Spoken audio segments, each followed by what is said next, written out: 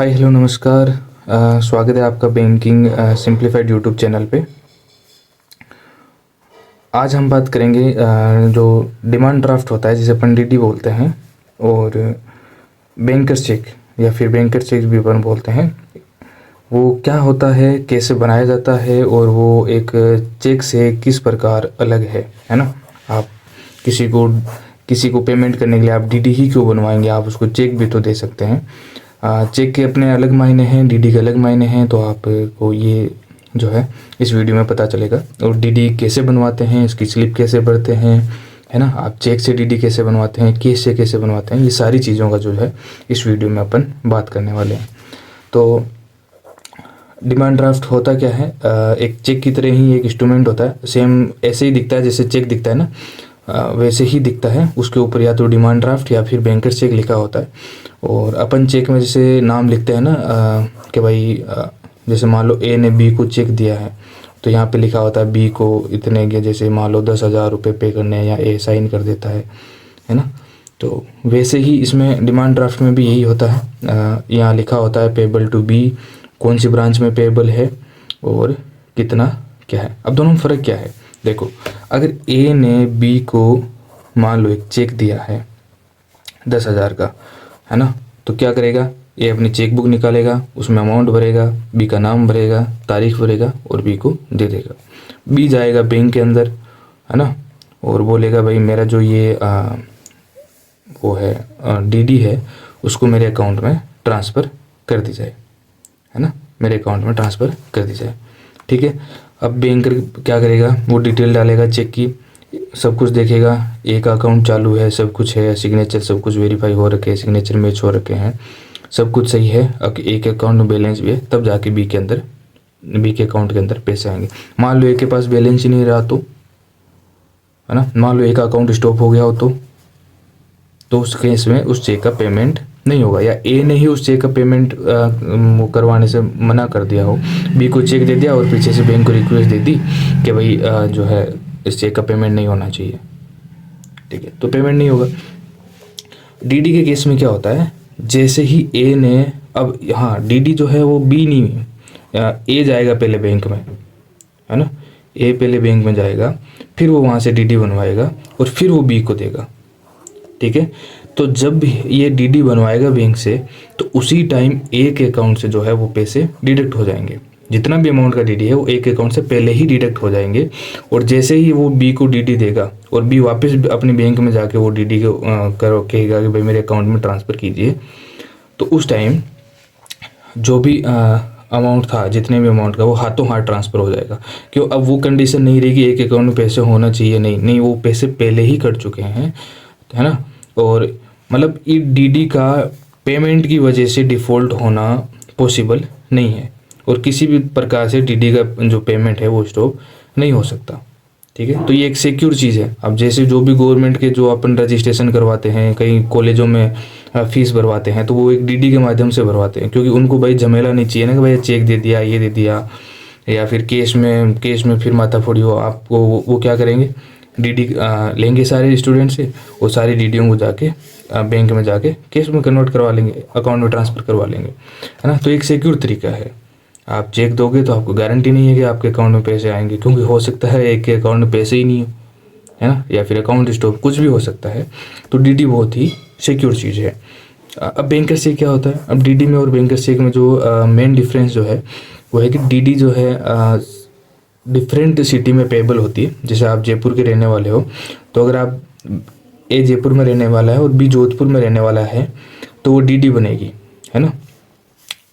अगर बी भी जयपुर में रहने वाला है, सेम सिटी के अंदर है, तो वो बैंकर चेक बनेगा। दोनों में कुछ फ़र्क नहीं है, सिर्फ और सिर्फ फ़र्क है प्लेस का, है ना। सेम सिटी में है तो बैंकर चेक बोलेंगे उसको, बस बोलने का ही फ़र्क है, और दोनों में कोई अंतर नहीं है। ये भी पेड इंस्ट्रूमेंट है, पहले ही मतलब दिखने में भी आप अंतर नहीं बता सके, सिर्फ ऊपर डिमांड ड्राफ्ट की जगह बैंकर चेक लिखा हुआ होता है ना। अगर बी दोनों सेम सिटी में है तो बैंकर चेक, डिफरेंट सिटी में है तो डिमांड ड्राफ्ट। ठीक है। अब ये बनवाते कैसे हैं, उसके लिए मैं आपको बताता हूँ। ऐसी स्लिप आती है स्टेट बैंक ऑफ इंडिया के अंदर, इसमें लिखना क्या होता है, जैसे मैं हूँ ए, है ना, मेरे को डीडी बनानी है मान लो 11,000 की, है ना, मेरे को 11,000 की डीडी बनानी है। तो मैं क्या करूँगा, वहाँ बैंक में जाऊँगा, ये स्लिप उठाऊँगा वहाँ से डीडी की। जैसे आज तारीख मान लो 19 तारीख है, तो यहाँ 19 मार्च 2025 लिख देंगे। यहाँ शाखा में आप लिख देंगे, जैसे मेरी शाखा मान लो जयपुर है ना, जयपुर की कोई भी, जैसे आमेर शाखा है ना, कोई सी भी लिख देंगे। वो लिख दिया। अब लिख रहे हैं कितने रुपए की डीडी बनानी है। जैसे यहाँ लिखा है ना अमाउंट, या अमाउंट में डालना है 11,000, ऐसे लिख रहे हैं। एक्सचेंज होता है कमीशन। अब डीडी बनाने के लिए ना कमीशन देना पड़ता है हमें, तो वो भी कमीशन भी हमारे ही अकाउंट से कटेगा, मतलब एक ही अकाउंट से कटेगा वो। और कितना कमीशन कटेगा कि जैसे 5 स्टेट बैंक ऑफ इंडिया में जो चार्जेज है वो मैं बता देता हूँ। बाकी बैंकों में आपको पूछना पड़ता है बैंक से, या फिर कहीं ना कहीं जो है बोर्ड लगा होता है बैंक में, वो आप जाके देख सकते हो, या किसी बैंक वाले से पूछ सकते हो कि भाई कितना चार्ज लगेगा इतने अमाउंट पे। SBI में 5,000 रुपये पे 25 रुपये लगते हैं, है ना। अब 5,000 1 रुपये भी हो गया ना, तो वो 50 रुपये हो जाएंगे, ठीक है। तो 11,000 के चार्ज कितना हो गए, 25 + 25 + 25 मतलब 75 रुपीज़। तो 11,075 रुपये ये टोटल अपना अमाउंट हो गया। अपने खाते से कटेगा इतना, डीडी बनेगी इतने की, है ना, और जो अगले के अमाउंट जाएगा अकाउंट में वो भी इतना ही जाएगा। किस नाम से बनाना है, तो यहाँ पे बी का नाम लिखना है।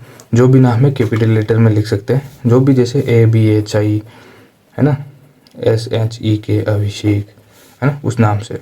अमाउंट आपको वर्ड में 11,000 ही लिखना है, ये नीचे वाला नहीं लिखना, 11,000 ओनली, ठीक है। अब पेबल एट ब्रांच, अब कौन सी ब्रांच में पेबल है, मान लो ये जयपुर में ही है, तो वो क्या होगा, बैंकर्स चेक होगा, ठीक है। अगर किसी दूसरी, मान लो कहीं जोधपुर का बंदा है, तो आपने जोधपुर लिखा, है ना, तो वो क्या होगा, डिमांड ड्राफ्ट, है ना। कोड नंबर भी आप लिख सकते हो स्पेसिफिक ब्रांच के, अगर आपको पता है कि उसका खाता कौन सी ब्रांच में है तो आप वो लिख सकते हो। अगर आपको नहीं पता है तो कोई दिक्कत नहीं है, आप खाली छोड़ दो, वो बैंक वाले खुद सर्च करके जोधपुर के कोई सी भी बैंक के जो है लिख देंगे, है ना। अब मान लो जोधपुर में जैसे 4 ब्रांचें हैं, है ना, 4 ब्रांच हैं, 1 2 3 4, है ना। चारों के वो कोड नंबर अलग अलग होंगे, जो IFSC कोड है। अब चारों में से मान लो इसके लगा दिए तो कोई दिक्कत नहीं है। बी जो है अगर उसका खाता 1 ब्रांच में है तो 1 ब्रांच में जाकर भी वो ट्रांसफ़र करवा सकता है, मतलब सेम सिटी के अंदर वो कहीं भी करवा सकता है, बस होना वो जोधपुर में ही चाहिए, ठीक है। पे नंबर डालो तो ठीक है, नहीं डालो तो कोई दिक्कत नहीं है। आवेदक का नाम यानी एप्लीकेंट कौन है, जैसे ए है तो ए का नाम लिख देना है, एड्रेस लिख देना है कि भाई मैं जयपुर का हूँ, है ना। और यहाँ आवेदक के क्या होने, सिग्नेचर होने हैं, ए ने मान लो साइन कर दी, है ना। मोबाइल नंबर लिख सकते हैं, क्योंकि मान लो हो सकता है डीडी बनाते टाइम कोई दिक्कत आए या कमीशन ऊंचा नीचा होए तो वो आपको कॉल करके आपको बता सकें, तो आपको मोबाइल नंबर लिख देने हैं। ये बैंक के काम का है, अपने काम का नहीं है। और ये है काउंटर स्लिप जो आपको दे दी जाती है, ताकि आप आके वापस थोड़ी देर बाद में या फिर जब भी टाइम दें आपको कि इतने टाइम में ये डीडी बन जाएगी, तो आप ये पर्ची लेके जाएंगे, है ना, और ये आपको फाड़ के वापस वो दे देंगे। आप जब वापस उनको दिखाओगे तो वो आपको जो है डीडी दे देंगे। आप एप्लीकेंट नाम में ए लिख देंगे, तारीख लिख देंगे 19/3/25, और इन फेवर ऑफ बी, है ना, ड्रॉन ऑन शाखा जोधपुर में, और वर्ड में लिखना 11,000 रुपीज़ और 11,000 ये 75 और 11,075 रुपये, बस इतना ही करना है। वो यहाँ पे सील लगा के देंगे, आप जाके दिखाओगे तो वो आपको डीडी दे देंगे, है ना। और जब डीडी देंगे तो वो आपके यहाँ पे साइन लेंगे कि भाई हमने जो डीडी है वो रिसीव कर लिए, ठीक है। बस इतना सिंपल सा प्रोसीजर होता है। हाँ, अगर अब ये 11,075 रुपये कटेंगे कैसे, तो आपको देना होगा उनको चेक देना होगा, ठीक है, या फिर कैश, दोनों में से एक काम करना होगा। एक अकाउंट का आपको चेक देना होगा, उसमें भरना क्या होगा, उसमें भरना होगा मैं आपको दिखा देता हूँ चेक जो है कैसे भरना है ना, ठीक है। तो ये है हमारे पास चेक। अपन को चेक कैसे भरना है, ये अमाउंट डालेंगे, सॉरी डेट डालेंगे 19/3/2025, अमाउंट डालेंगे 11,075 रुपये डालने पड़ेंगे अपने को, क्योंकि अपने खाते में से वही अमाउंट कटेगा जो चेक में मेंशन है। आप इसमें वर्ड में लिखोगे 11,000 एंड जो है 75 रुपीज़ ओनली। ठीक है, यहाँ ए के जो है वो सिग्नेचर हो जाएंगे। यहाँ लिखेंगे 4DD और यहाँ लिख देंगे बी का नाम। ठीक है, और ये चेक जो है वो आप फाड़ के इसके साथ में अटैच करके आप बैंक में दे देंगे। ठीक है, ये आपके चेक नंबर होते हैं और ये उनका ये स्पेसिफिक कोड होता है, कभी बाद में बताएंगे आपको ये क्या होता है। और ये सेविंग अकाउंट के लिए 31 नंबर आता है। ठीक है, सिंपल चेक भरना आ गया। यहाँ लिखेंगे अमाउंट डेट या अमाउंट, टोटल अमाउंट कितना हुआ था डीडी का वो अमाउंट लिख देंगे अपन। और डीडी बनाना आपको आ ही गया है। यहाँ बी के नाम की डीडी बनानी है, बी जोधपुर का है और ए बनवा रहा है 11,000 की डीडी बनवा रहा है, 75 रुपये चार्ज है और 11,075 रुपये ये हो गया है। ठीक है, अब डीडी बनाना हो या बैंकर चेक दोनों हम वो जो है आपको नहीं भी पता है कि डीडी बनेगा बैंक, कोई नहीं, वो बैंक वाले खुद देख लेंगे। अगर वो सेम सिटी के अंदर होगा, आप जयपुर गए और आपने जयपुर लिखा तो वो बैंकर चेक ही बना के देंगे, है ना। आप मेंशन नहीं भी करो तो भी कोई दिक्कत नहीं है ना, मेंशन करो तो ठीक है। ओके, तो अच्छा हाँ, एक चीज़ और, आप इस डीडी को ना कैश में भी बनवा सकते हैं। अगर आप चेक से बनवाते हैं तो आपको यहाँ पीछे मेंशन करना पड़ेगा कि शाखा जो है आपकी कौन सी है, मान लो जयपुर शाखा है ना। और जैसे इसमें ब्रांच कोड जैसे ये लिखा हुआ है ना पर्वतसर, तो आप ये पर्वतसर वगैरह लिख सकते हो। चेक नंबर लिखना है आपको, तो चेक नंबर होते हैं ये 081596 और 19 तारीख का चेक है ना। और इस चेक से आपकी डीडी बनाई गई है। Drawn on bank state bank of India.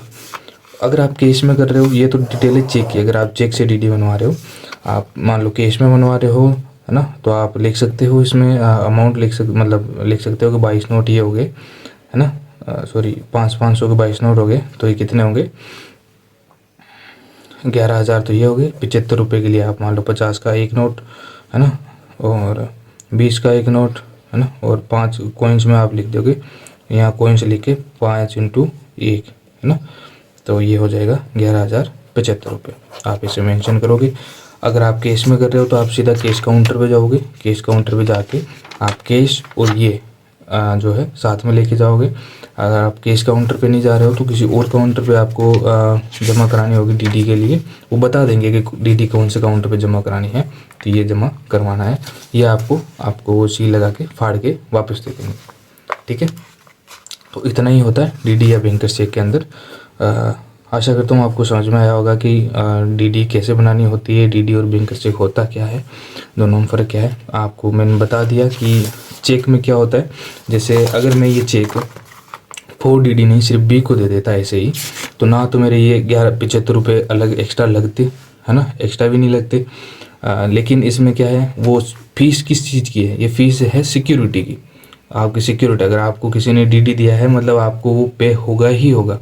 ये केस आ ही नहीं सकता कि भाई आपके अकाउंट में जो है बैलेंस नहीं है ना। आपके एक अकाउंट से बैलेंस पहले ही काट के रख लिया जाता है। अगर आपके पास डीडी है तो आप श्योर रहो कि आपके पास पैसा आएगा ही आएगा अकाउंट में। लेकिन अगर आपके पास चेक है ना, तो ज़रूरी नहीं है कि भाई आपको, अगर अगले के मान लो एक अकाउंट में पैसा भी है लेकिन एक अकाउंट मान लो स्टॉप हो गया हो किसी वजह से, KYC की वजह से ड्यू हो गया हो, कहीं होल्ड लगा हुआ हो पैसों पे, कुछ भी हो सकता है ना। या फिर ए ही जो है वो इस चेक को स्टॉप करवा दे कि भाई जो चेक नंबर है ना 081596 उसका पेमेंट नहीं होना चाहिए, वो बैंक को ऐसा इंस्ट्रक्शन दे दे, तो वो आप उसको केस में या जो भी है ट्रांसफ़र अकाउंट में नहीं करवा सकते। ठीक है, तो ठीक है, आज की वीडियो में बस इतना ही। धन्यवाद, बने रहिए हमारे YouTube चैनल के साथ।